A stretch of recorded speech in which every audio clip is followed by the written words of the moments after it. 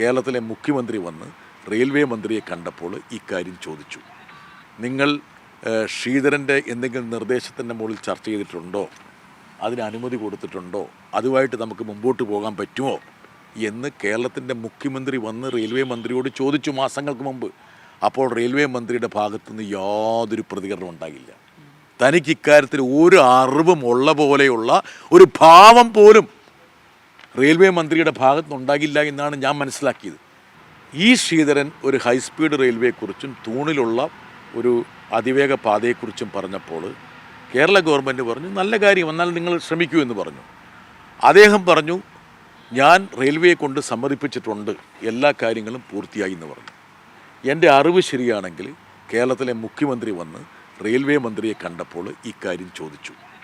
നിങ്ങൾ ശ്രീധരൻ്റെ എന്തെങ്കിലും നിർദ്ദേശത്തിൻ്റെ മുകളിൽ ചർച്ച ചെയ്തിട്ടുണ്ടോ, അതിന് അനുമതി കൊടുത്തിട്ടുണ്ടോ, അതുമായിട്ട് നമുക്ക് മുമ്പോട്ട് പോകാൻ പറ്റുമോ എന്ന് കേരളത്തിൻ്റെ മുഖ്യമന്ത്രി വന്ന് റെയിൽവേ മന്ത്രിയോട് ചോദിച്ചു മാസങ്ങൾക്ക് മുമ്പ്. അപ്പോൾ റെയിൽവേ മന്ത്രിയുടെ ഭാഗത്തുനിന്ന് യാതൊരു പ്രതികരണം ഉണ്ടാകില്ല. തനിക്ക് ഇക്കാര്യത്തിൽ ഒരു അറിവും ഉള്ള പോലെയുള്ള ഒരു ഭാവം പോലും റെയിൽവേ മന്ത്രിയുടെ ഭാഗത്തുനിന്നുണ്ടാകില്ല എന്നാണ് ഞാൻ മനസ്സിലാക്കിയത്. പിന്നെ എങ്ങനെ നമ്മൾ മുമ്പോട്ട് പോകും? ഞാനൊരു കാര്യം ചോദിച്ചോട്ടെ, കേരളത്തിൽ ഹൈസ്പീഡ് റെയിൽവേ വരാൻ പോകുന്നു എന്നുള്ള പ്രസ്താവനയോ അല്ലെങ്കിൽ നിലപാടോ അറിയിക്കേണ്ടതാരാ? കേന്ദ്രമന്ത്രിയും സർക്കാരും റെയിൽവേ അല്ലേ? ഈ ശ്രീധരനോട് നമുക്ക് ബഹുമാനമുണ്ട്, പക്ഷെ അദ്ദേഹം ഒരു സ്വകാര്യ പൗരൻ മാത്രമാണ് നമ്മളെപ്പോലൊരാൾ. അദ്ദേഹം എങ്ങനെയാണ് ഒരു പൊതുമേഖലാ സ്ഥാപനത്തിൻ്റെ അല്ലെങ്കിൽ ഒരു സർക്കാർ സംവിധാനത്തിൻ്റെ ഒരു ബോർഡ് അദ്ദേഹത്തിൻ്റെ ഒരു പീടികയുടെ മുകളിൽ അല്ലെങ്കിൽ ഒരു കട തുറന്ന എവിടെ വെക്കുന്നതെന്ന് എനിക്കറിയില്ല.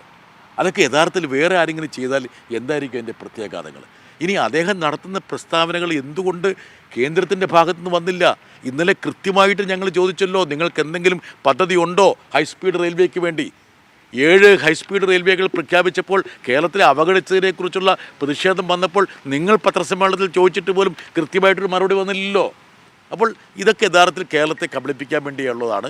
ഈ തെരഞ്ഞെടുപ്പായതുകൊണ്ട് ഇതുപോലുള്ള കബളിപ്പീരൊക്കെ BJPക്ക് ഗുണകരമാവുമെന്നും കൂടി അദ്ദേഹം കരുതുന്നുണ്ട്. BJP അധികാരത്തിൽ വന്നാൽ ശബരിപാതയെ നന്നായി നടപ്പിലാക്കുന്നുള്ള ഒരു പ്രസ്താവന പോലും ഒരു കേന്ദ്രമന്ത്രിയുടെ ഭാഗത്തുനിന്ന് വരുന്നുണ്ട്.